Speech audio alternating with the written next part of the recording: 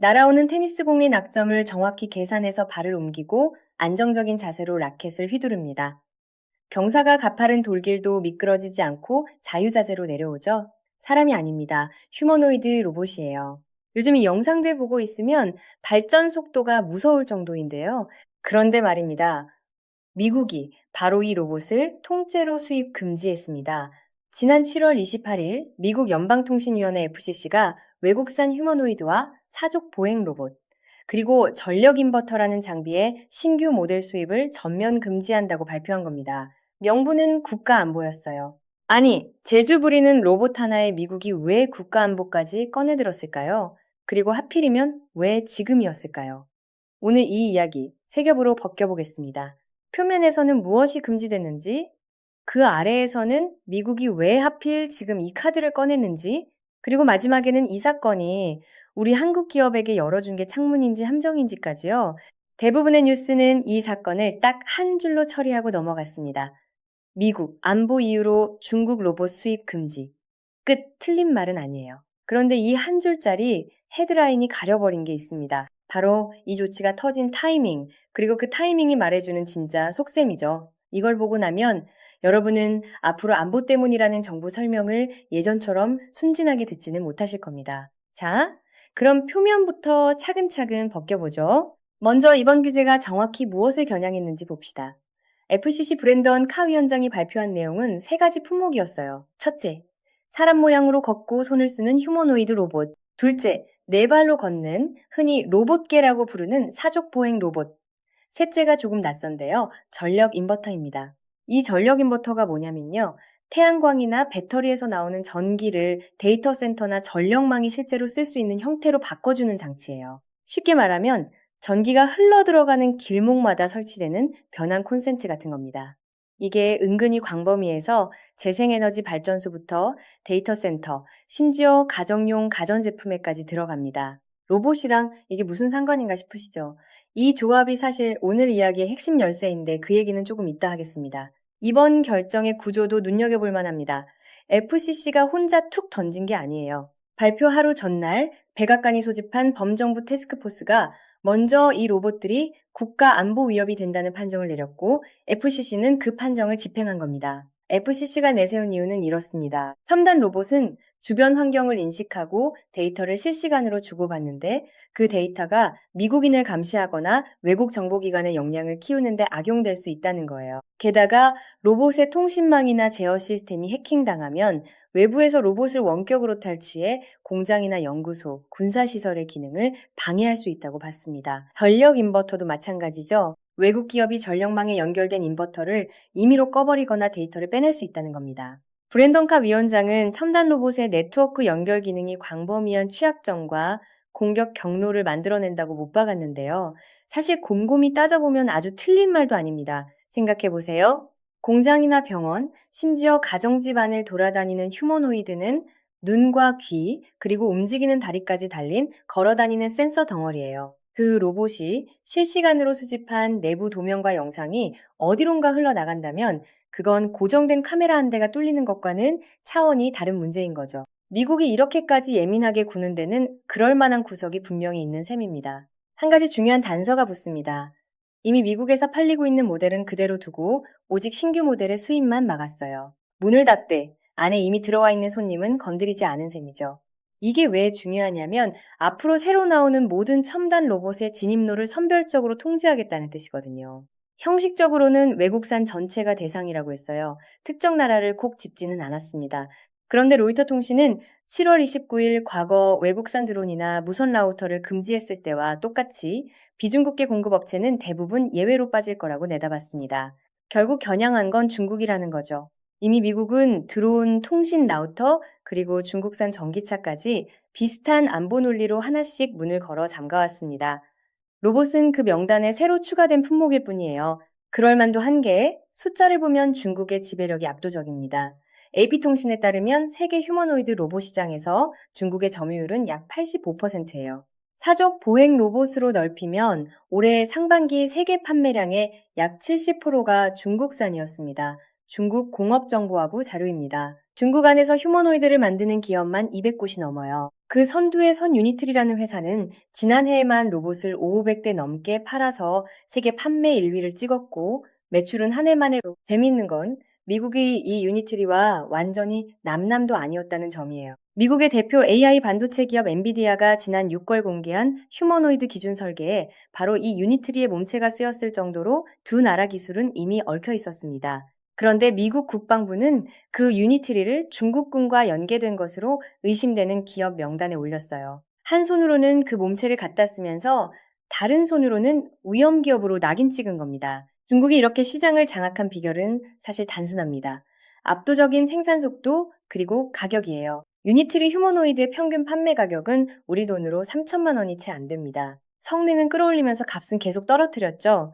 그 사이 미국 기업들은 이제 막 양산의 초입에 서 있었어요. 당장 테슬라의 옵티머스만 해도 소비자 판매는 2027년에나 시작하겠다고 예고한 상황이었으니까요. 한쪽은 이미 대량으로 찍어내며 시장을 넓히는데 다른 한쪽은 이제 겨우 공장문을 여는 참이었던 겁니다.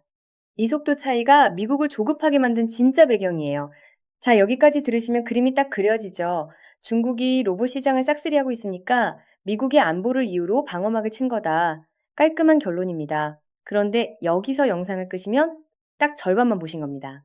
왜냐하면 이 조치가 터진 날짜를 지도 위에 올려놓는 순간 안보라는 단어가 조금 다르게 들리기 시작하거든요. 잠깐만요. 미국이 로봇 수입을 막은 게 7월 말이죠. 그런데 바로 그 유니트리가 8월 6일에 상하이 증시 상장 공모가를 확정했습니다. 기업 가치 약 90억 달러. 중국 최초로 증시에 상장하는 휴머노이드 로봇 회사가 된 거예요. 조달하는 자금만 600억 원이 넘습니다. 그리고 일반 투자자 청약이 시작되는 날이 바로 8월 10일이에요. 흥미로운 건 정작 유니트리 스스로도 이 타격을 인정했다는 점이에요. 상장을 위해 제출한 공식 서류에 이미 미국에서 팔고 있는 제품은 괜찮지만 새 모델은 미국 정부의 승인을 받아야 한다고 적었거든요. 규제의 표적이 된 당사자가 자기 손으로 이건 우리에게 역풍이라고 문서에 써놓은 겁니다. 안보라는 명분이 실제로는 누구의 발목을 겨냥한 건지 이보다 분명한 증거가 또 있을까요? 그림이 보이시나요? 중국 로봇 기업이 증시에서 돈을 대규모로 끌어모아서 그 실탄으로 전 세계 시장으로 뻗어나가려던 바로 그 문턱에서 미국이 가장 큰 시장인 자기네 문을 잠가버린 겁니다. 심지어 유니트리 뒤로는 딥로보틱스, 에이지봇 같은 회사들이 줄줄이 상장을 대기하고 있었어요. 중국 로봇 군단 전체가 자본시장의 문을 열어젖히려던 바로 그 순간이었던 거죠. 이게 우연의 일치일까요? 저는 이걸 헛발질로 보지 않습니다. 오히려 정확히 급소를 노린 계산된 한 수라고 봐요. 그럼 미국의 진짜 속셈은 뭘까요? 여기서부터가 이 사건의 진짜 몸통입니다. 핵심은 피지컬 AI라는 개념이에요. 지금까지 AI는 화면 안에 갇혀 있었죠. 글을 쓰고 그림을 그리고 답을 해주는 딱 거기까지였습니다. 그런데 이제 AI가 화면 밖으로 걸어 나오기 시작했어요. 로봇이라는 몸을 입고 현실 세계에서 직접 물건을 옮기고 일을 합니다. 이걸 몸으로 비유하면 이해가 빠릅니다. AI 반도체가 생각을 담당하는 두뇌라면 로봇은 그 명령을 실제로 수행하는 몸이고 전력 인버터는 그 몸 구석구석에 에너지를 실어 나르는 혈관이에요.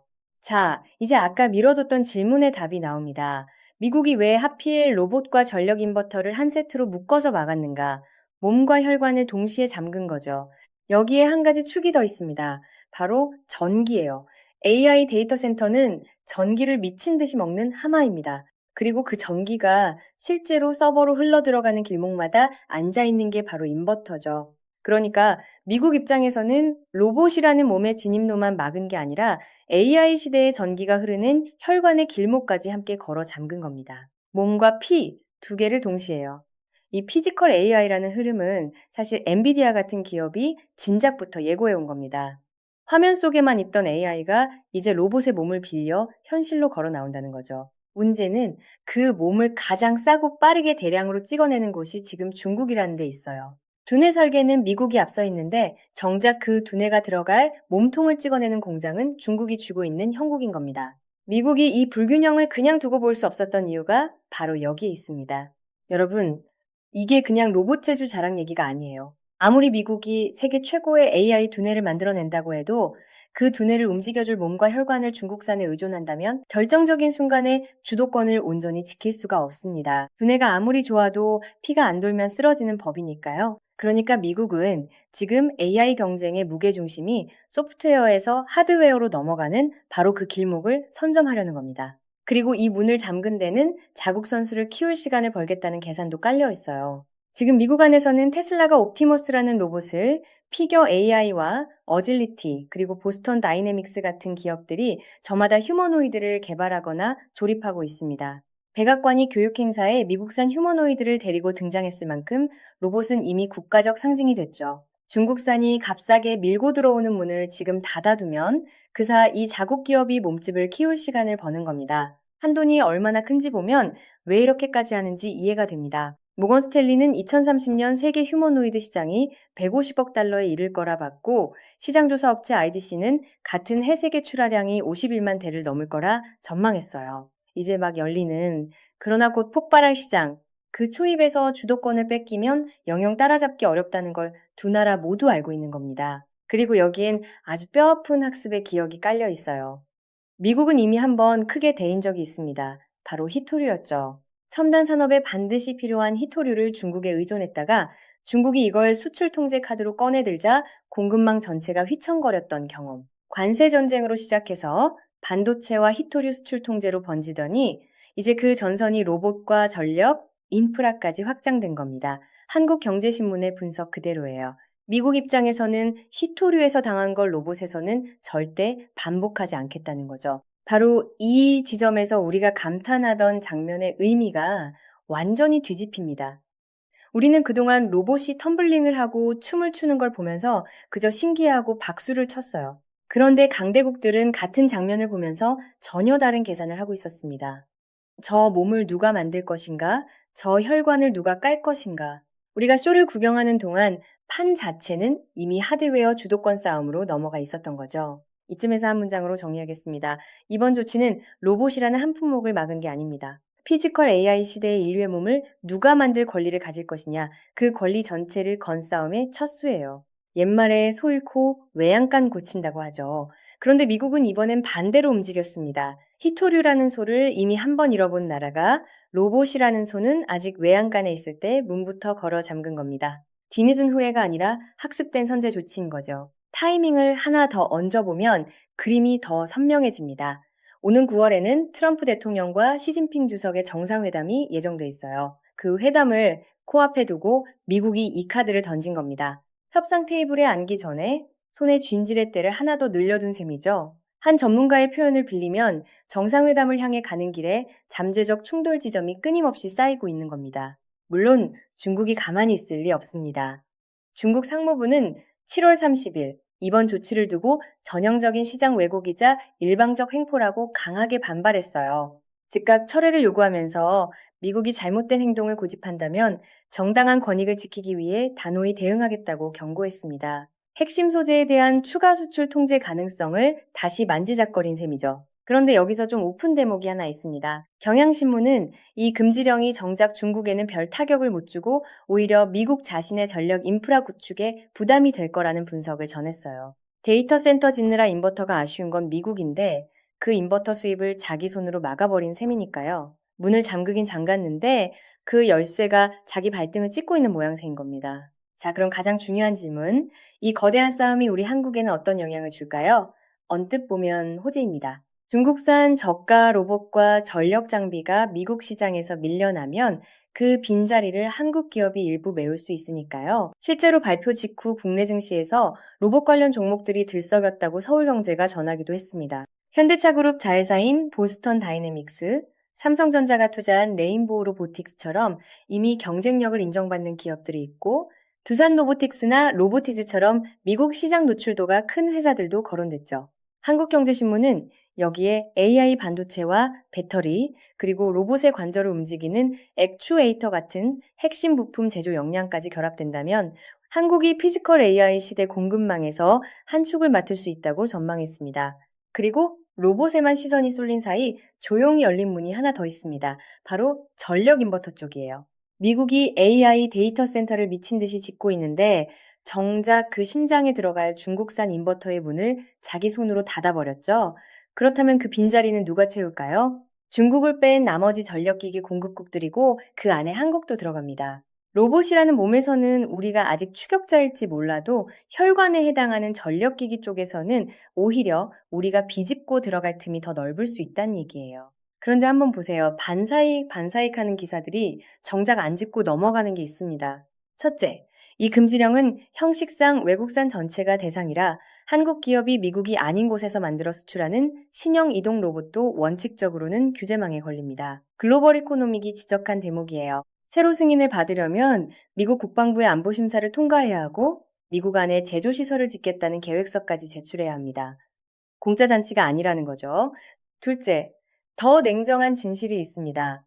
이번 규제에서 빠진 품목이 고정형 산업용 로봇과 협동 로봇인데 사실 한국이 강한 분야가 바로 그쪽이에요. 반대로 이번 판의 진짜 주인공인 휴머노이드에서는 한국이 아직 중국을 뒤쫓는 추격자에 가깝습니다. 그러니까 빈자리를 메운다는 말은 절반만 맞아요. 문이 열린 방이 정작 우리가 아직 잘 못 만드는 방이라는 거죠. 게다가 우리 로봇도 감속기 같은 핵심 부품 상당수를 여전히 수입에 기대고 있습니다.